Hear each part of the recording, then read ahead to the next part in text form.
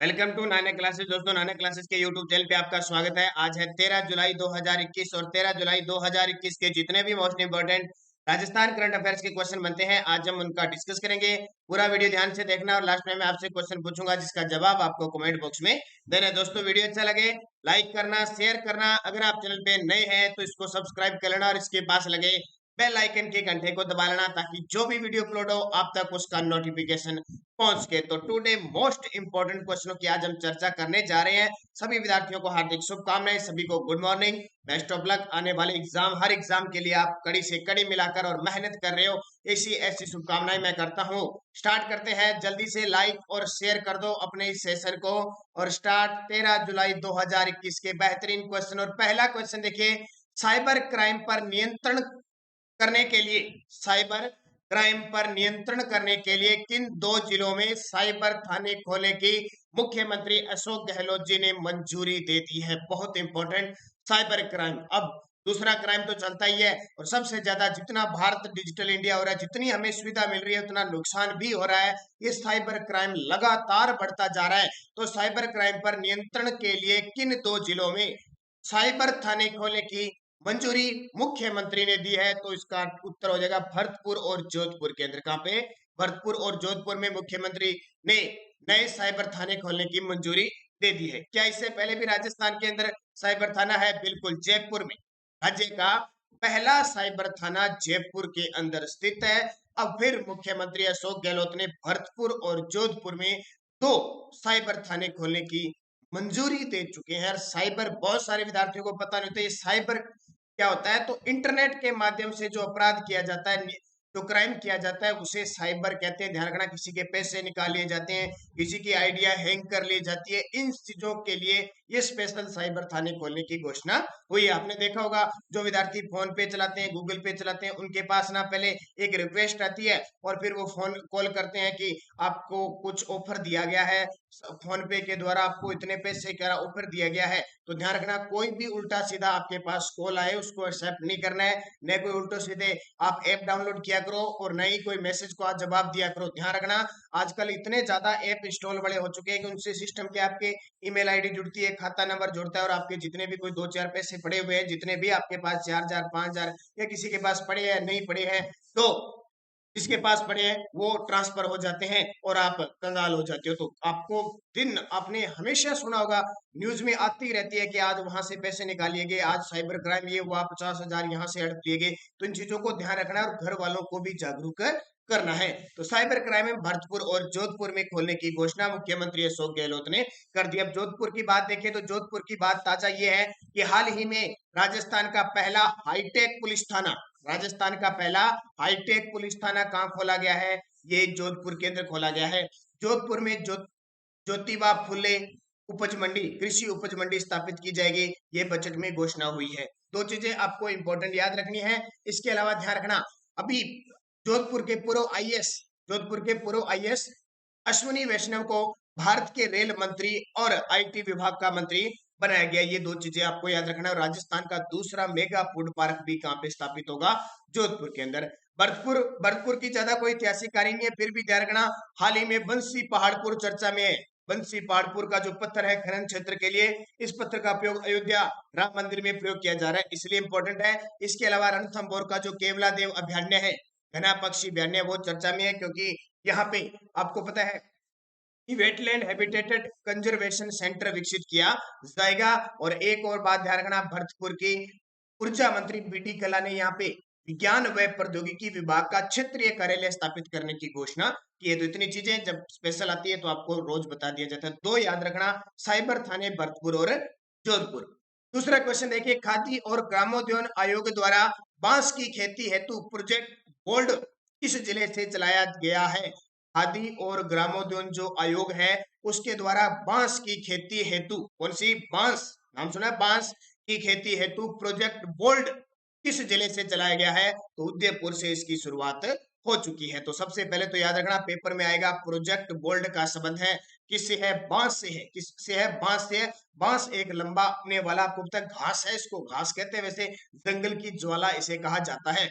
Project bold कहां से शुरुआत किया गया है? निकल मंडावा उदयपुर से इसकी शुरुआत की है। कहां से? निकल मंडावा उदयपुर से इसकी शुरुआत की गई है। यहां पर 25 बीघा जमीन में 500 बांस के पेड़, 25 बीघा जमीन में 500 बांस के पेड़, असम की प्रजाति है बबूसा टुल्डा और पॉलीमोर्फी की प्रजाति उगाई जाएगी। पेपर में पूछा जा सकता है बबूसा टुल्डा और पॉलीमोर्फी प्रजाति किसकी है? तो बांस की, क्योंकि चर्चा में होगा, उसको किसी भी प्रकार से पूछा जा सकता है। और किस थीम पर? सूखे भू क्षेत्र पर बांस मरु उद्यान, इसकी थीम रखी गई है सूखे भू क्षेत्र पर बांस मरु उद्यान। इसका लक्ष्य है आदिवासी जो क्षेत्र के लोग हैं उनको रोजगार उपलब्ध करवाना, उनको आर्थिक सहायता के तहत उनको किसी भी प्रकार से उनकी सहायता करना, उन्हें विकास करना, क्योंकि आदिवासी क्षेत्र में ही राजस्थान के दक्षिण क्षेत्र में ही ये बांस की खेती की जाती है। तो ध्यान रखना, आदिवासियों को विकसित करने के लिए, आर्थिक उनका विकास करने के लिए प्रोजेक्ट बोल्ड चलाया गया है। और कौन सी? बांस को उगाया जाएगा और इसकी शुरुआत उदयपुर के निकल मंडावा से हो चुकी है। याद रखना, इंपॉर्टेंट क्वेश्चन है, परीक्षा में पूछा जा सकता है। और देखिए नई book Rajasthan current affairs 1200 plus one liner Rajasthan current affairs पूरा साल 2020 और 2021 की हमने बुक लॉन्च कर दी है। ये मुख्य तथ्य सहित है और ये वन लाइनर है। वीडियो की डिस्क्रिप्शन में लिंक से आप इसे डाउनलोड कर सकते हो। इसके अलावा एक्स्ट्रा भी इसे डाउनलोड कर सकते हो, मैंने आपको जो तरीका बताया था। डॉक्टर कीर्ति भारती को रियल शेरनी ऑफ इंडिया का टाइटल मिला, इनका संबंध किस जिले से है? डॉक्टर कीर्ति भारती को रियल शेरनी ऑफ इंडिया का टाइटल मिला, इसका संबंध किस जिले से है? तो इनका संबंध है जोधपुर से। किसका? रियल शेरनी ऑफ इंडिया का टाइटल मिला है डॉक्टर कीर्ति भारती को, ये जोधपुर की है। क्या ऐसा काम किया इन्होंने कि इन्हें रियल शेरनी ऑफ इंडिया का अवार्ड मिला? तो देखिए, बाल विवाह के क्षेत्र में काम करने वाली राज्य, आपको पता है सामाजिक क्षेत्र में सबसे बड़ा अगर कोई काम है तो वो बाल विवाह है। और लगातार हमारे राजस्थान की जो प्रसिद्ध वीरांगनाएं, महिलाएं हैं, जो बालिकाएं हैं, लगातार काम कर रही है इस पे लगातार, और बाल विवाह के क्षेत्र में। और एक दिन ऐसा आएगा राजस्थान में बाल विवाह का नाम और निशान बढ़ जाएगा। फिर भी देखो कितना जागरूक किया जा रहा है, फिर भी हो रहा है।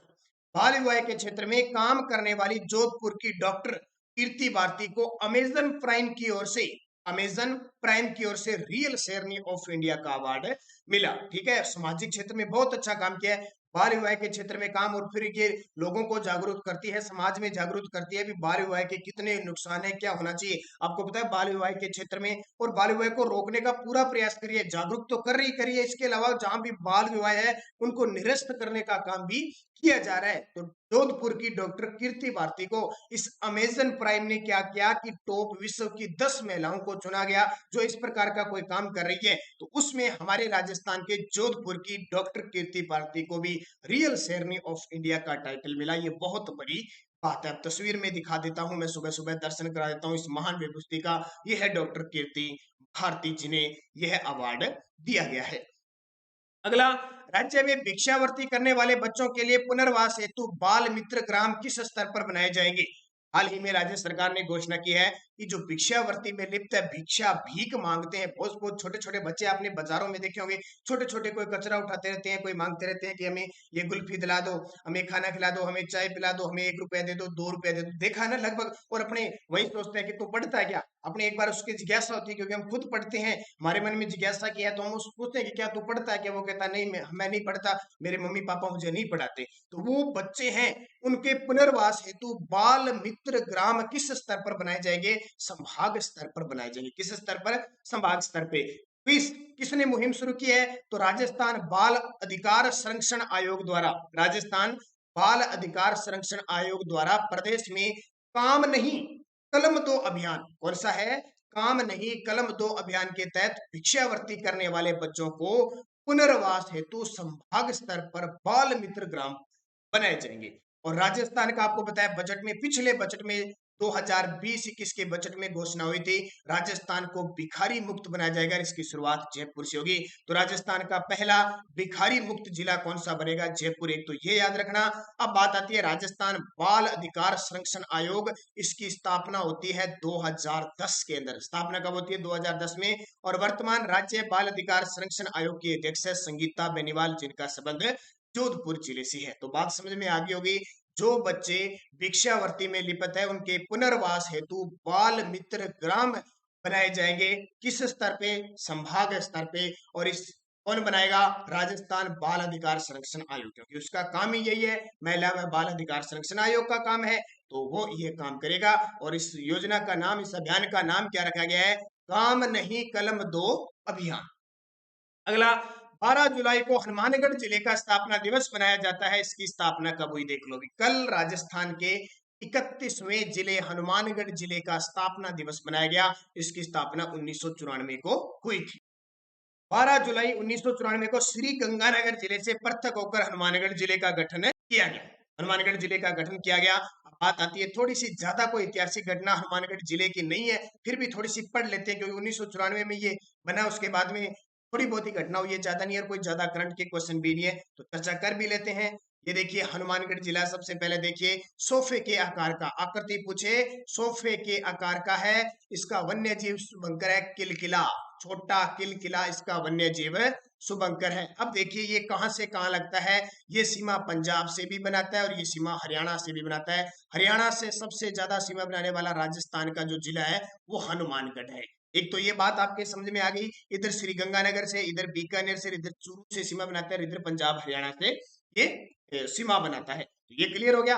अब बात आती है हनुमानगढ़ जिले की, दो तीन बातें कर लेते हैं। सबसे पहले करंट में क्वेश्चन है, पानी चोरी को रोकने हेतु राजस्थान का पहला पुलिस थाना कहां स्थापित किया गया है? वो हनुमानगढ़ के नोहर में स्थापित किया गया है। इसके अलावा घग्गर नदी और इंदिरा गांधी का प्रवेश राजस्थान में हनुमानगढ़ जिले से होता है। एक झील है यहाँ पे तलवाड़ा झील, जो राजस्थान की सबसे निची झील का दर्जा प्राप्त है। इसके अलावा ऐतिहासिक घटना की बात करें तो यहाँ सिर्फ बटनेर दुर्ग है। ये बटनेर दुर्ग पूरे विश्व में चर्चा में है। सबसे बड़ी बात, सबसे ज्यादा विदेशी आक्रमण हुए हैं घग्गर नदी के किनारे। और एक बड़ी बात, यहाँ साका हुआ था, उस साका में हिंदू और मुस्लिम दोनों महिलाओं ने जोहर किया था, इसलिए बटनेर दुर्ग चर्चा में रहता है। एक तो ये याद रखना। और एक बड़ी बात, इस हनुमानगढ़ को सबसे ज्यादा प्रसिद्धि दिलाता है विश्व स्तर में कालीबंगा सभ्यता।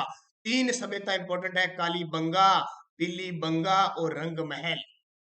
ये तीनों जो सभ्यताएं हैं वो किसको विश्व स्तर पर हनुमानगढ़ जिले को चर्चित करती है। ये याद रखना इंपॉर्टेंट है, परीक्षा में पूछा जा सकता है। इसके अलावा यहाँ पे स्वामी केशवानंद स्मारक संग्रहालय भी स्थित है।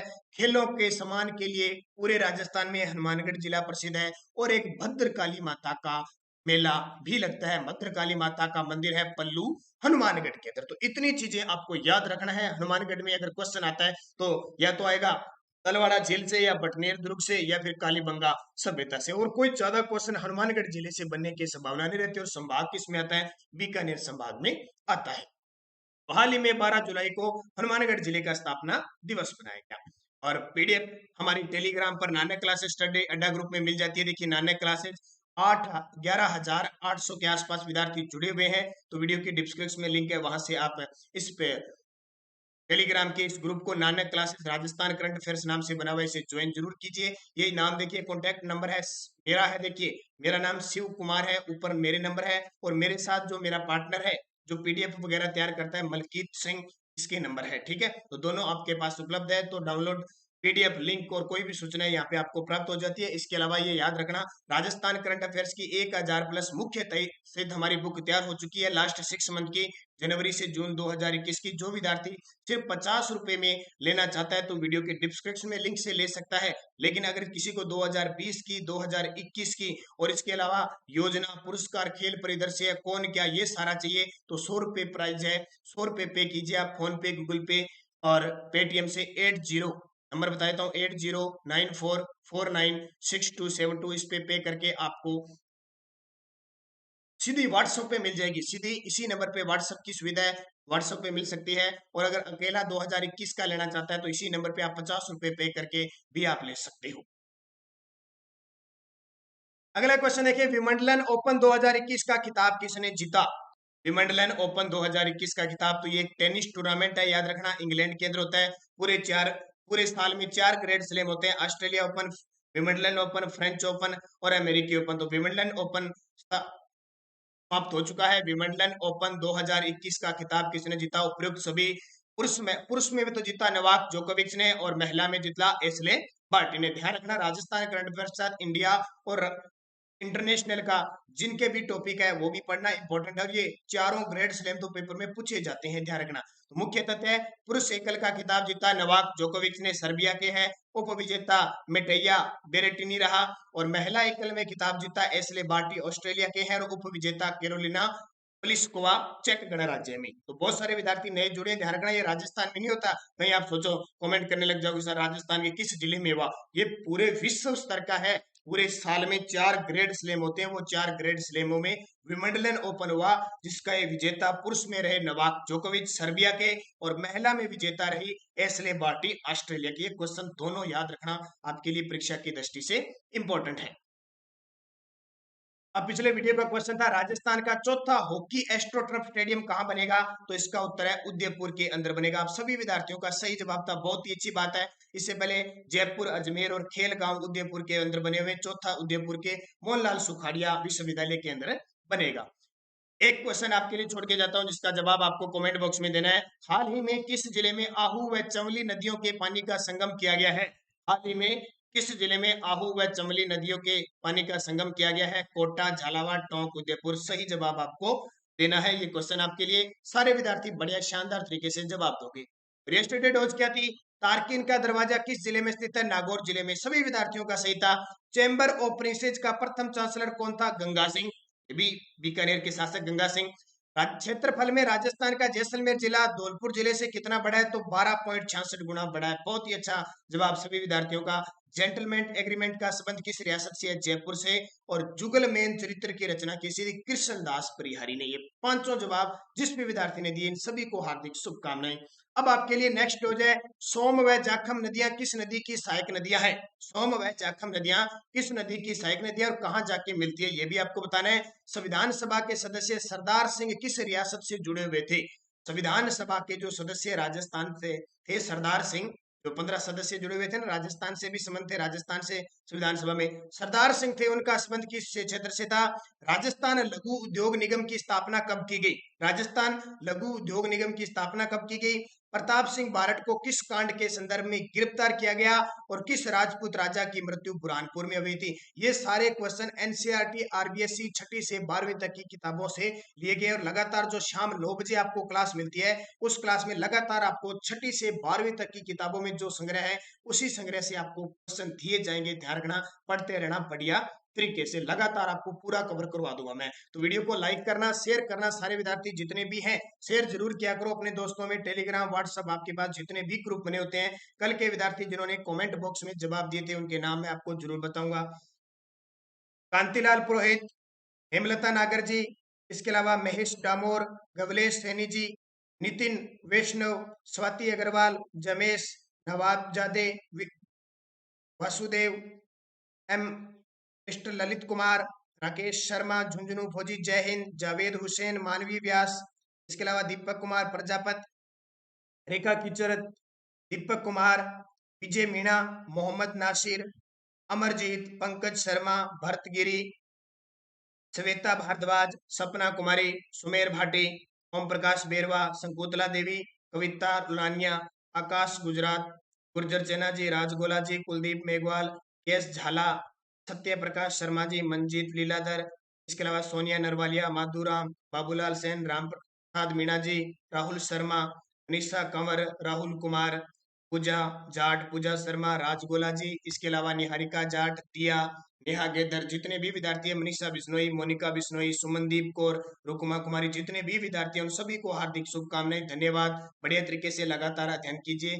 जय हिंद, जय भारत।